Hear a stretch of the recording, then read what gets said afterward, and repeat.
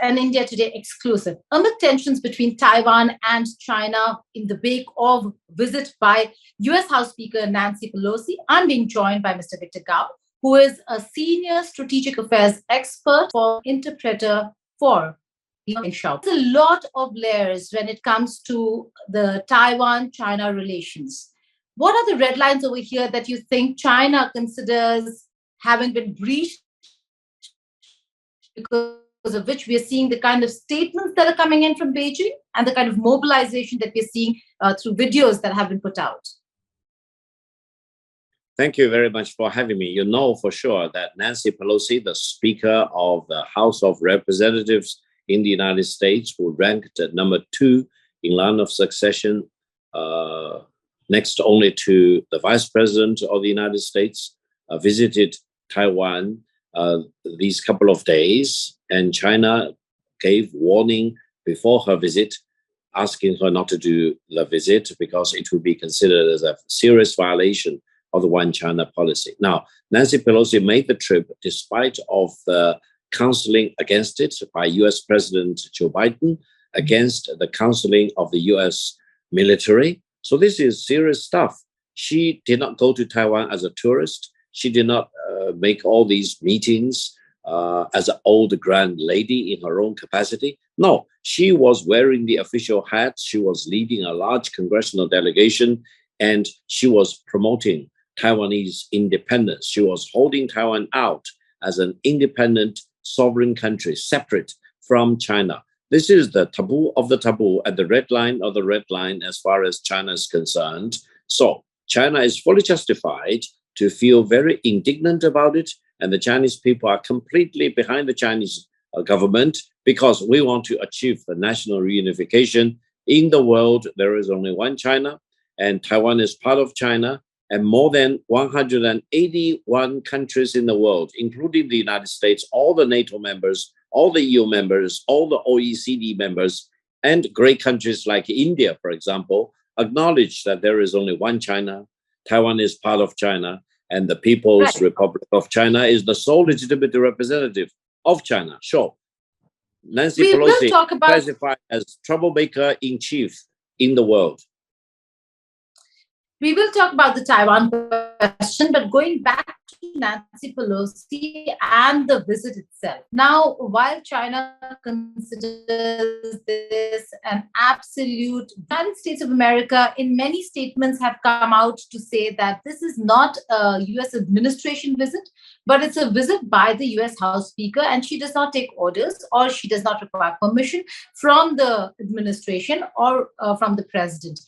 Isn't that a distinction that China or Beijing could also see, or Beijing is not going to draw a distinction between the administration and representatives of the House, congressmen, congresswomen, speaker visiting Taiwan? No one can deny that Nancy Pelosi is the number 3 highest ranking US government official, even though her official title is the Speaker of the House of Representatives, that's for sure. But from the Chinese perspective, such a high-ranking official cannot be allowed to visit Taiwan. Otherwise, it will trigger huge consequences. So Nancy Pelosi disregarded China, disregarded Vice President Biden, disregarded the US Pentagon. She made the visit, so wait for the consequences which will unfold. I think the consequences will be several levels. One will be against Nancy Pelosi and her delegation and their families. They will be forbidden forever to do business with China, with China's Hong Kong, Macau, and after reunification with China's Taiwan province. Secondly, they will be prohibited from entering into China. We do not want to have any glimpse of these people because they will be considered as completely illegitimate, because they want to separate Taiwan from China. They want to damage the Chinese national unity, China's sovereignty and territorial integrity. Now, the other level of sanctions will be against the US government, because, you know, China-US cooperation on many matters of international importance like climate change, you name it, will be important not only for China and the United States and for mankind as a whole. But US cannot have the cake and eat it. They let China down. They destroy the Chinese trust, if any, in the US government, and they need to suffer the consequences. And going forward, I think China and the United States will find it more difficult to get along with each other because Nancy Pelosi managed to destroy the trust between China and the United States as two countries, and the Chinese government and the US government as two governments. It will be rough riding going forward. That's a very serious statement that you're making, that going forward from here on, US and China will certainly not see eye to eye on many issues, on many fronts, that the relationship has taken, there's a new low in the ties between the two countries. And the ties have already suffered in the recent past with the souring of relationship between China and the United States of America. But let me go back to the consequences. You've mentioned consequences to Nancy Pelosi, the delegation, their family members, so on and so forth. Let's just focus on the military and economic aspect, beginning with military. We are looking at exercises, announcements, which could lead to blockage of the port and shipping lanes in Taiwan. But is it all bluff and bluster? A lot of people are saying that China is talking a lot, but will not be walking the talk when it comes to action. Many said that even for Russia, when the Russia-Ukraine war began. But what is the military consequence of this visit? Thank you very much. I think you are raising a very important question. Now, in 1950, before General MacArthur and his US troops marched across the Parallel 38, China officially gave warning to the United States not allow its troops to cross beyond Parallel 38. Otherwise, China will have no other option but to take action. And China relayed the message to the United States through the Indian ambassador to China. Can you believe it? And the United States and General MacArthur completely ignored. They concluded that China was in no position to put in a fight against the United States in North Korea. Then what happened? Lo and behold, the Chinese People's Volunteers pushed the American troops by several hundred kilometers way below Parallel 38. And General MacArthur, as a result, lost his job as one of the highest regarded US generals. And the US military has never suffered another defeat as miserable as this one. This was in 1950 to 1953. If you ask any US military officer, he will tell you for sure that the defeat in Korea has ever been carved into their psyche and the bones. Ever since then, the United States military always wanted to avoid a direct conflict with Chinese military. Now, China is fully committed to fight a war against the United States if it wants to stand in the way to prevent the Chinese national reunity. This is the strong message China is giving to the United States, and China will use whatever means available, including military means, to achieve the national reunification. So wait and see the consequences being unfolding as we speak. Are we looking at a serious military action apart from the military operations and exercises in order to move forward for what China considers reunification? Is that going to happen? Is this the beginning of that? Allow me to make several points. One is that the Chinese reunification is a megatrend in our times. And I hope Nancy Pelosi, 82 years old as of today, will live to see that being achieved before she passes away. Secondly, most of us alive, including all your audience, I hope, will live to see the achievement and realization of the Chinese national reunification. And Taiwan will be restored to her rightful position as one of the provinces of China. And the people in Taiwan, altogether 23 million of them, will again be rejoined with their brothers and sisters on China's mainland. This is the mega trend of our time. It will happen. It will happen either very soon or in a number of years. I hope it will happen through peaceful means. And if people in Taiwan or some forces in Taiwan want to stand in the way against this peaceful reunification, then non-peaceful means will have to be adopted to achieve this goal.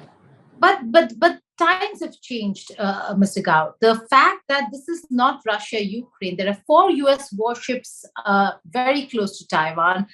There are other countries who are watching what the developments in Taiwan very keenly. Any action by China could see a response not just from Taiwan, but from Taiwan and its allies. Can China withstand a conflict, even if it is limited? A conflict that would involve more than Taiwan, more than just one state. We're talking about an entire bunch of countries who might come to Taiwan's rescue. Can For China all those afford countries, even a limited conflict? For all the countries you have in mind, the United States, Australia, Japan, Republic of Korea, etc., they already fully acknowledged that there is only one China. Taiwan is part of China, and the People's Republic of China is the sole legitimate representative of the whole Chinese people. And the real essence of the Taiwan issue is the unfinished civil war back in 1949, which gave rise to the establishment of the People's Republic of China and the fleeing from China's mainland of the nationalist government headed by Generalissimo Chiang Kai-shek. Now, anyone does not earn a PhD in history to know the historical parameters involving the Taiwan issue. Taiwan is not a sovereign country, is not an independent country. It is part of China, period. Now, if the United States provoke the resurrection of the unfinished civil war in 1949, which was never officially ended, allow me to remind your viewers, then the United States will need to support Taiwan to fight against China. They will be involved militarily in a civil war. No, I don't think the US Constitution will allow the United States to make that decision to involve itself in a civil war, because the real essence of the issue will be a civil war. Do you think all the other countries, NATO members, EU members, OECD members, who all recognize there is only one China and Taiwan is part of China? So if they do their logic, if they do their international relation, if they do follow their rule of law, they will conclude it will be a civil war. It will be battling sides of a civil war. Do they really want to bet on one side against the other? US can't afford it, but can China afford it? Can China afford the brunt of any kind of conflict and war? It takes a toll not just on your military, but also on your economy. Can China afford this? Listen, China will achieve the national reunification at whatever cost. And if you look at Abraham Lincoln, why should Abraham Lincoln be ranked one of the greatest presidents in the United States? Because he did not succumb to the pressure that the Confederates want to break away from the Union. He wanted to defend the integrity of the Union. He wanted to send in federal troops into the southern states to bring back those rebels, basically, who want to break away from the American Union. Before Abraham Lincoln, it was one nation under God, separable. After Abraham Lincoln, the United States became one country under God, inseparable. This is the situation involving the United States. In China, there is a law against separatism, and who in Taiwan could really believe that they can separate Taiwan from China? Never. China will achieve national reunity in a matter of years. We all will live to see that big day from happening. And China will do this by promoting peaceful reunification. And if that fails, if other countries, for example, the United States, wants to object that by sending people like Nancy Pelosi to visit Taiwan, then it will trigger the non-peaceful means, which will be the resurrection of the unfinished civil war. I hope no country will play a bet on the two sides of a civil war, because it's none of their business. It's purely internal matters within the Chinese nation. So you're saying China will use force even if Taiwan does not agree to be a part of mainland China, and go against the wishes of the people of Taiwan? The matter of Taiwan will not be decided only by the people in Taiwan. It will be decided by the 1.4 billion people in China as a whole on both sides of the Taiwan Strait. The Chinese population as of today is a little bit larger than that of India. Maybe next year India will have a larger population. But regardless, the 1.4 billion Chinese people do not want to see separatism happening in Taiwan. We want to fight against it by peaceful means, preferably, by force if it is necessary. Because as far as the Chinese nation is concerned, this relates to their history, to their civilization, to their culture, to their survivability, to their generations upon generations of descendants going forward. We will only have a united, unified China rather than separated China. This is the destiny for the Chinese nation. Mr. Gao, before I go to the economic implications, one more question. Taiwan considers all these statements that come from Beijing as bullying tactics, that China is trying to bully Taiwan to succumb to their wishes. And Taiwan is not going to do that anytime soon. It seems like Taiwan also has a lot of support, not just in terms of the statements, the visits, engagements, but also in terms of weapons, the technology, the systems that Taiwan has. So in many ways than one, Taiwan has the wherewithal, may not have the wherewithal to take on China alone, but if it has the wherewithal and the support of the other countries, allied nations, then how does China propose to take Taiwan on militarily? Listen, don't underestimate the military might of China as a country, the whole Chinese nation as a people, and don't underestimate the determination and the capabilities of the Chinese Liberation Army. It is the Chinese Liberation Army in the form of the Chinese People's Volunteers who defeated the American troops in Korea, pushed them in several campaigns by more than 300 kilometers from Yalu River all the way down to parallel 38. No other country has ever done that. The former Soviet Union and Russia today, they have never fought a direct battle against the US troops. China did. The Chinese People's Liberation Army did. They succeeded in defeating the American troops. And I hope American soldiers and officers will never forget it because it's carved in their stone. The Chinese military and the American military should never fight a war against each other, because otherwise it will be Armageddon. So I don't believe when China and Taiwan are reunited into one single family, the United States will send troops to prevent that from happening, or British, Australian, Japanese, etc. These countries will send their troops to prevent that from happening. This is the destiny for the Chinese nation. This is the realization of the national rejuvenation and the national reunification for all Chinese people, including people in Taiwan. No country has any legitimacy in getting involved, and no country can achieve the goal of keeping Taiwan and China as two separated countries.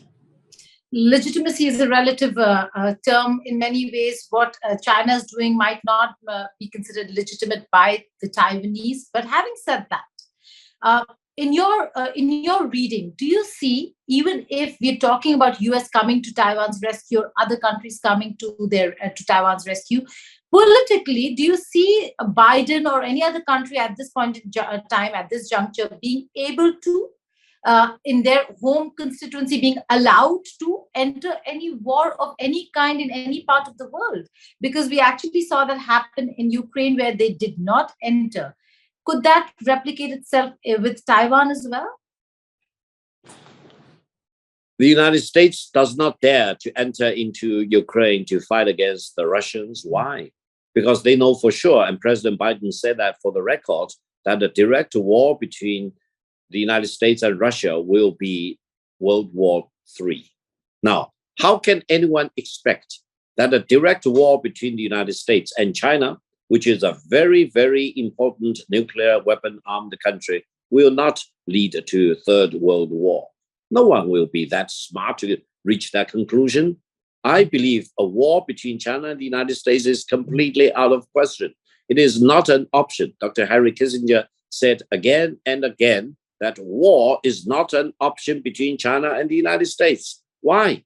Because these are two nuclear weapon armed countries to their teeth. Any war between China and the United States will escalate right out of control into a nuclear war, and the mankind will look into the eyes of Armageddon. Do you think Washington or Beijing will want to take that risk? And do you think the United States will have the guts and have the capabilities and have the national determination to prevent the Chinese nation from becoming a reunited country? No, it's against the US policy of one China, because they recognize there is only one China. They recognize legally, they are bound by that they recognize Taiwan is part of China. You want them to commit acts of illogicality. They slap themselves in the face. They say, yes, we recognize there is only one China. Taiwan is part of the China. And then they say, we want to defend Taiwan from being reunited with China. Bring any teacher of logics to Washington, and he will really achieve great success in graduating them into good, high quality students of logics. They are being illogicality now, and they have no authorization whatever to send the US soldiers and officers to fight for Taiwanese separatism. This is against the fundamental interest of the American people. I don't think the American soldiers or the generals or politicians, etc., will dare to commit that level of folly and stupidity. Military implications aside, what, according to you, are going to be the ramifications economically for Taiwan? What are the actions that China is now looking at taking, not just for Taiwan, but for the global economic order as well? How will this visit disturb the global economic order, particularly to do with Taiwan? You may know, ever since 1980s, the cross-border people-to-people relations between China's mainland and Taiwan have been very, very robust. As a matter of fact, China's mainland is the largest trading partner of Taiwan. The bilateral cross-strait trade runs more than 200 billion US dollars, and Taiwan enjoys a huge surplus in its trade with China's mainland. Therefore, I want to see the continuation of the brisk and robust trade between the two sides of the Taiwan Strait. At any moment, there are about 2 million people from Taiwan living, working, traveling, studying in China's mainland. And I'm living in Beijing. It only takes a flight of 3 hours for me to land in Taipei. I can leave in the morning, land there for lunch. You may know that cross-strait bilateral trade is very robust. The cross-strait trade now runs for more than 200 billion US dollars. And China's mainland has been the largest trading partner for Taiwan. On any given day, there are about 2 million people from Taiwan living in China's mainland, traveling, studying, or doing business over here. And there are about 500,000 what we call mainland brides in Taiwan, marrying compatriots in Taiwan.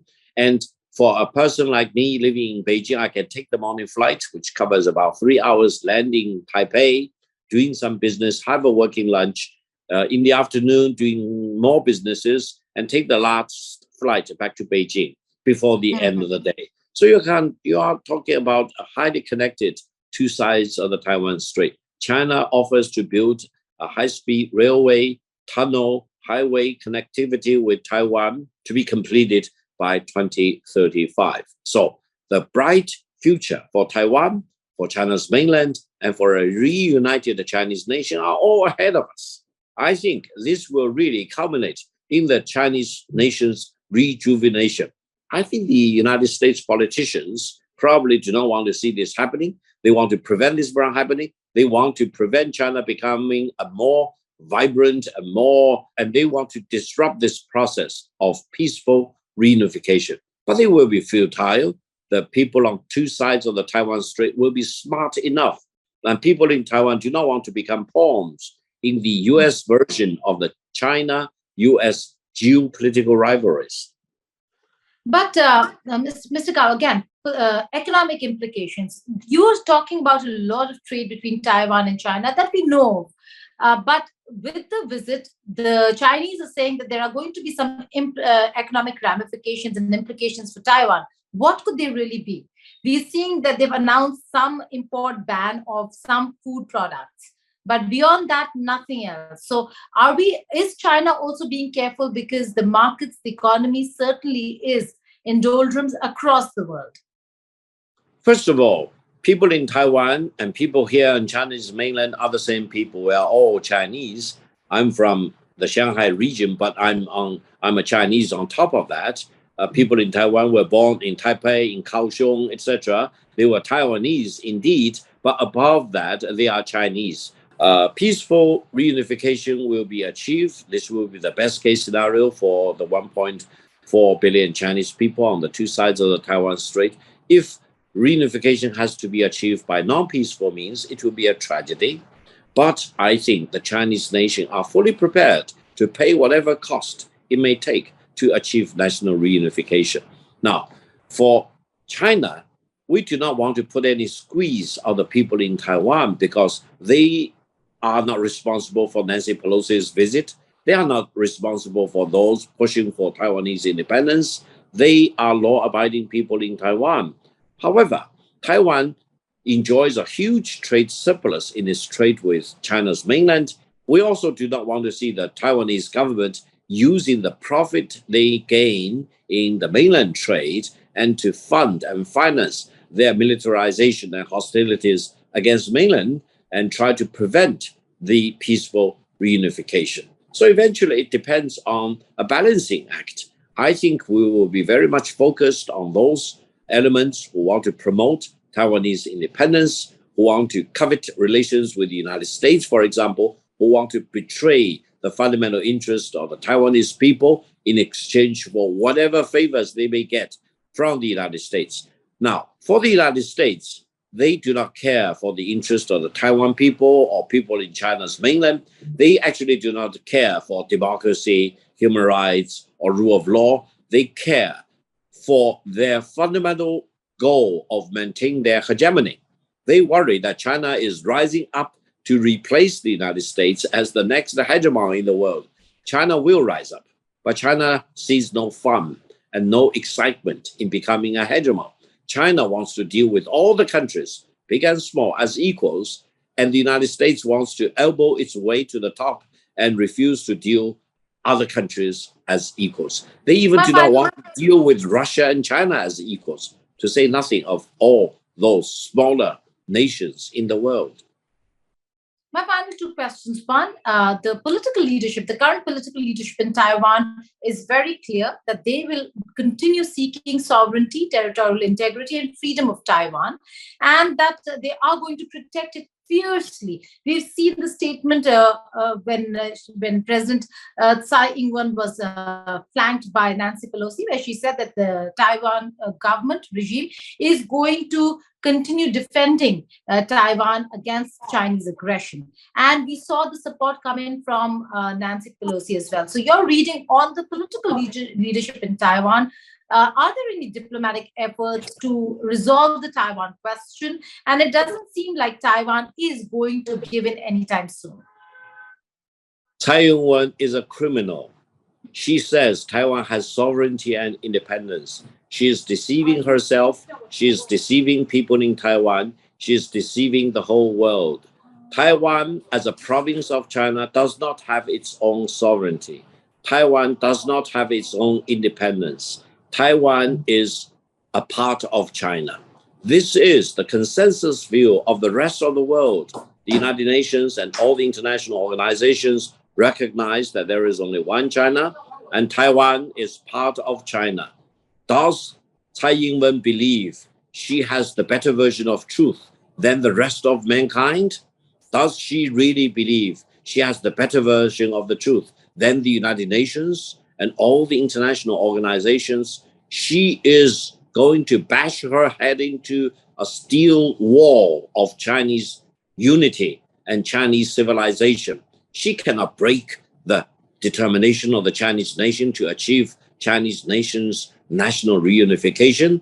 This is the megatrend of our time. This will be achieved before Tsai Ing-wen. But the other way around, Mr. Gao, the other way around is also this, that China P5 member, and that's the mission and get recognition because of the status of China, which in fact would have been Taiwan if not for China entering UN and ousting Taiwan. Don't forget about the Civil War. Indeed, this was a very bloody, very tragic civil war in the latter part of the 1940s. The communists won that civil war, led to the establishment of the People's Republic of China.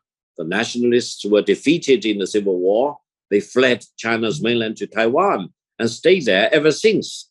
For decades, the nationalist government in Taiwan wanted to re-invade and reoccupy China's mainland.